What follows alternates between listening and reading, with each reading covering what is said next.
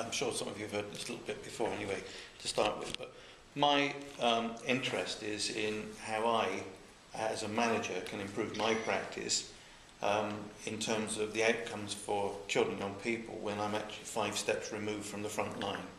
Okay, and that's really quite important because, you know, I can manage budgets, I can recruit people and so on, but is that what I came into the job to do? And some, I'm sure, you know, drift into positions of management, and then you suddenly think, well, that's not what I really came in to do, really. So it's really trying to explore that and looking at how I can do that by influencing other people, which is great in theory. So the more people I can influence, the more people they can influence, the more children benefit from me. In practice, how do I know that's actually happening? So that's the sort of the basis of it. And then looking at how we might be able to do that through creating a learning organisation. So actually looking at my practice with people like Chris, how I can influence Chris, how I can give permissions and support my managers in developing that culture within the wider organisation, which is, you know, education inclusion bit. So that's what I've been looking at that through me and what, you know, researching into me, my values and where my values are coming from, etc.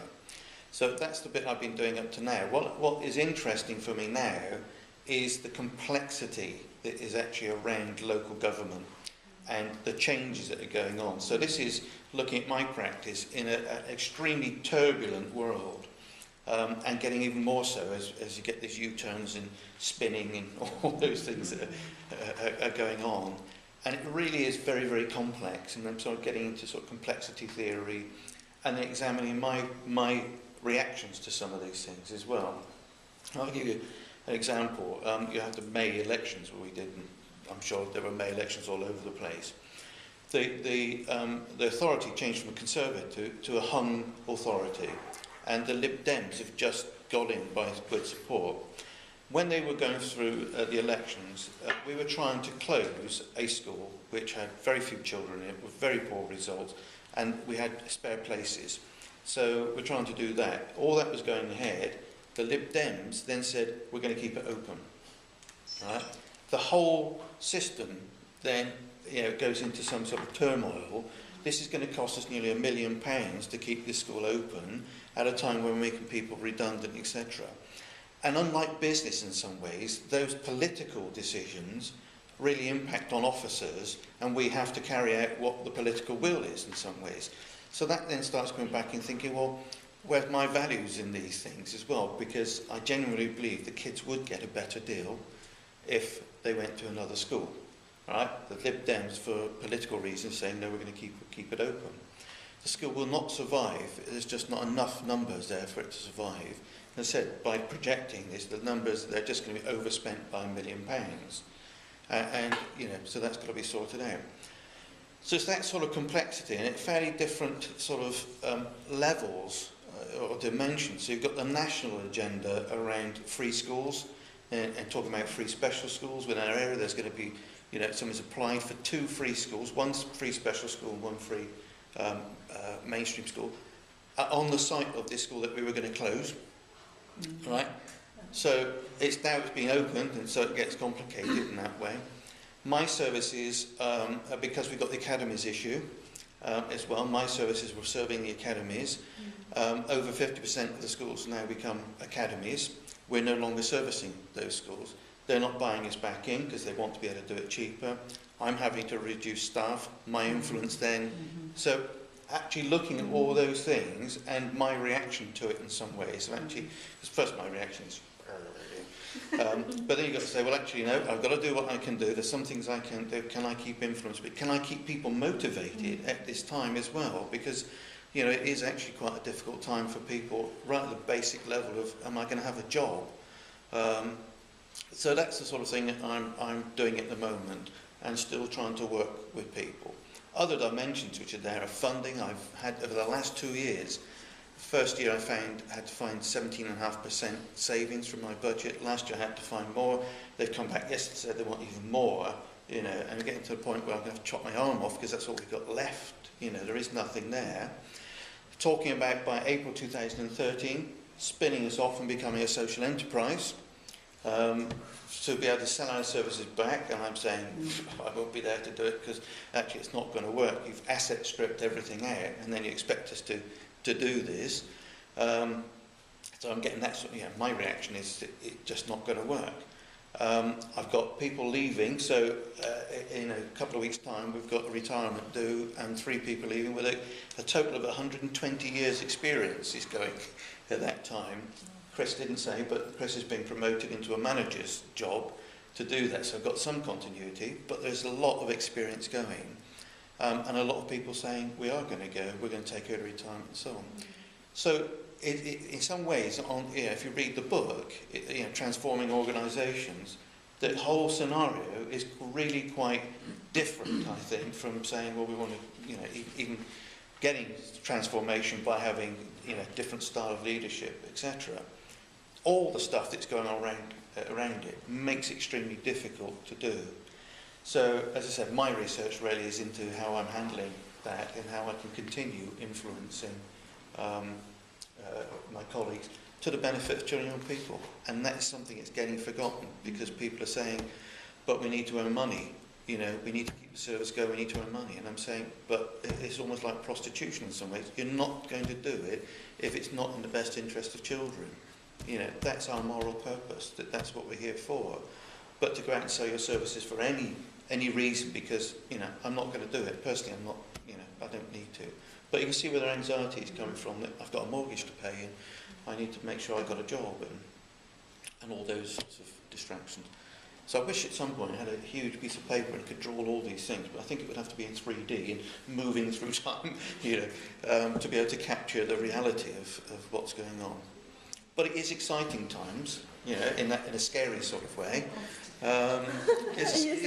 In a scary sort of way, it is. And the other thing I've said to people, if I'm not here doing it, somebody else would be. So I'd rather me be there to do it with them. Do you think some of your roles like more damage limitation at the moment, rather than focusing on I'm sensing you'd like to have greater influence over people, but is it more firefighting and damage limitation at the minute? It's part and parcel of the two things, because yes, it is. People are anxious. I mean, today or tomorrow, a new structure chart will come out, and nobody will know about it, and they'll start thinking, what's going on here, because we'll look different. There's no story behind it, apart from the council moving from 5 directorates down to 3. So we're now going to have a director of people, places and resources or something like that. So children's services and adult services were joined together. Well, when I first came, they were joined together and then got separated. So within 5-6 years, it's gone back again.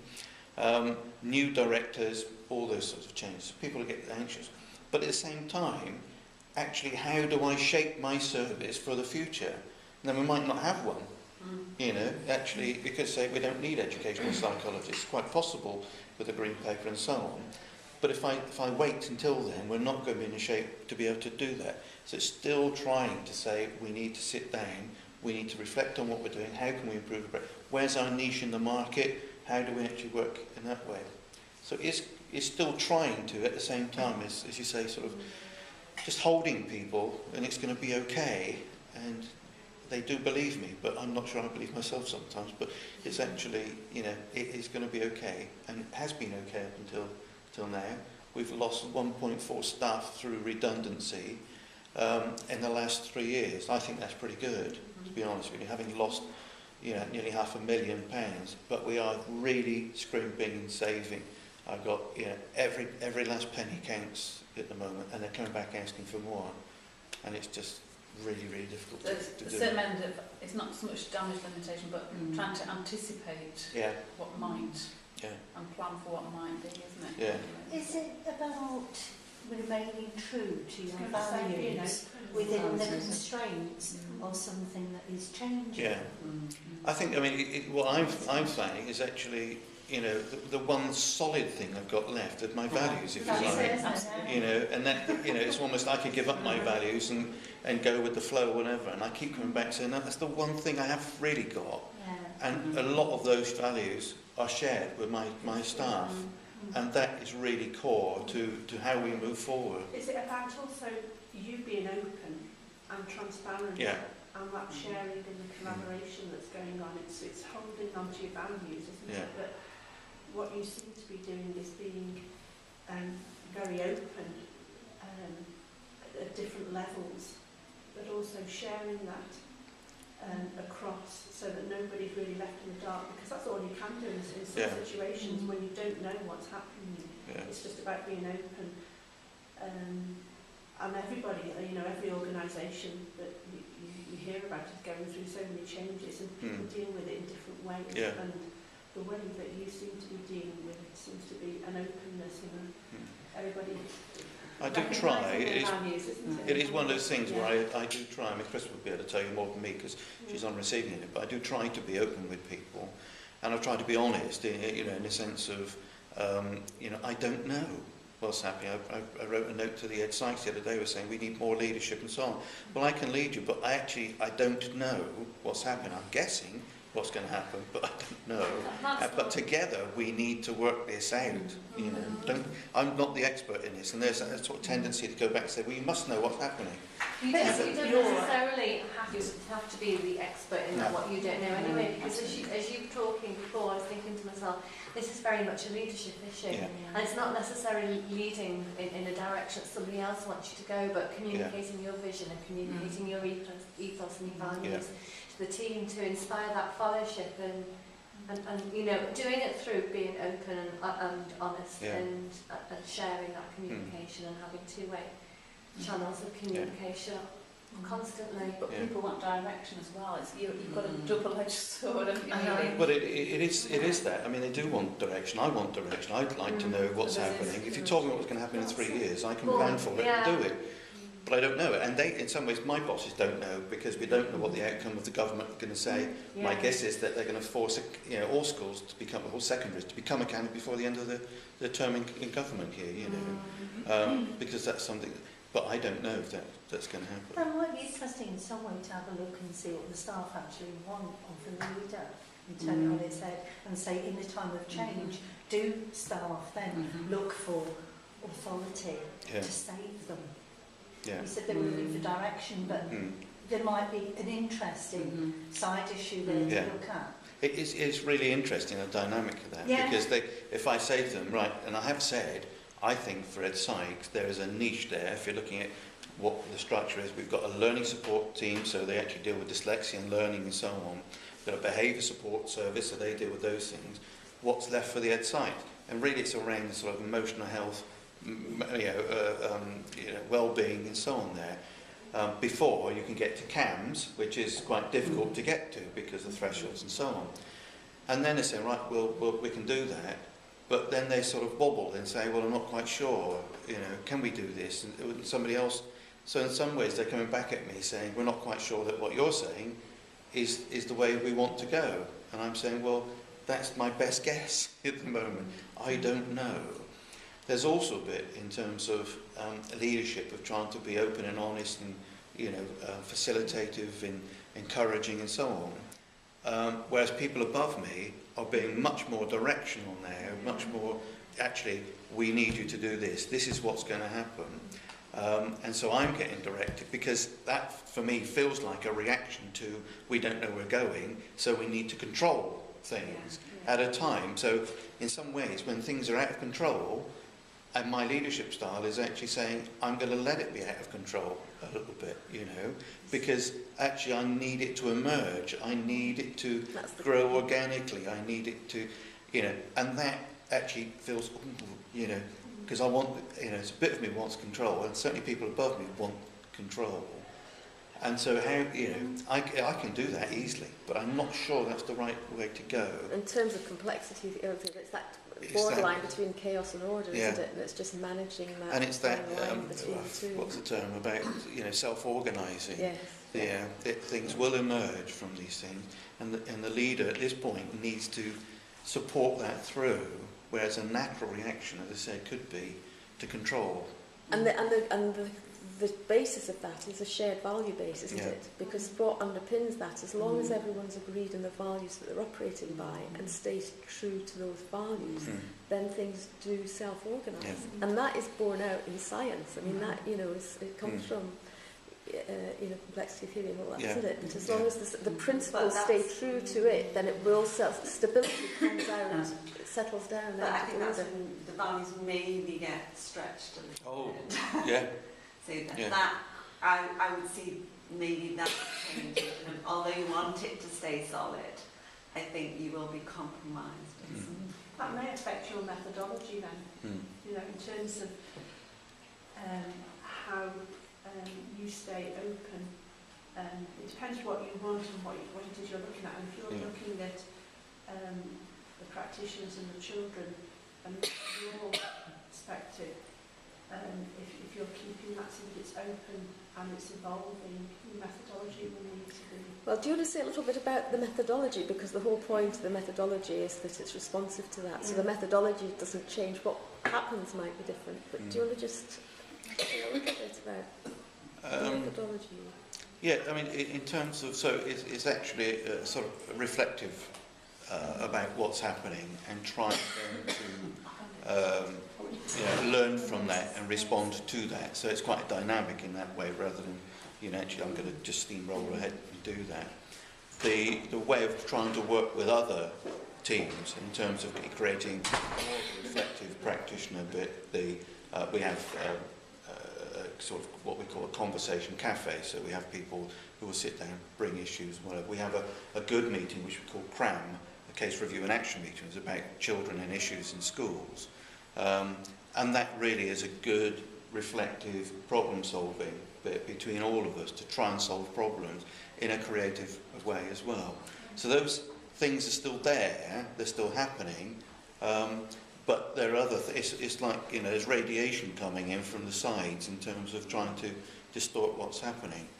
One of the things I'm trying to do is, and I think you're absolutely right about the values and how they can get stretched and so on, is just trying to, in my terms, sort of trying to hold people in that area of complexity, because otherwise the danger is that they're going to fear they're going to go into chaos and start panicking, and you get the fight or flight mechanism and so on there. So people leaving or want to fight me, because I've got it wrong and so on. Or there's the other push back into stability and actually saying, actually I want to keep on doing what I've always done, there was nothing wrong with it, and you have to say actually it's not going to happen like that anymore. So just trying to hold people in that sort of position.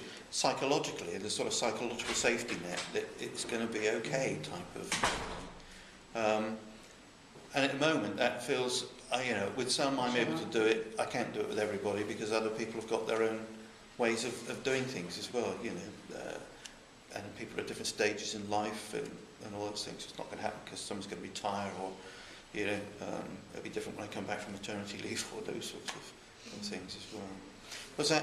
Is there any? Yeah.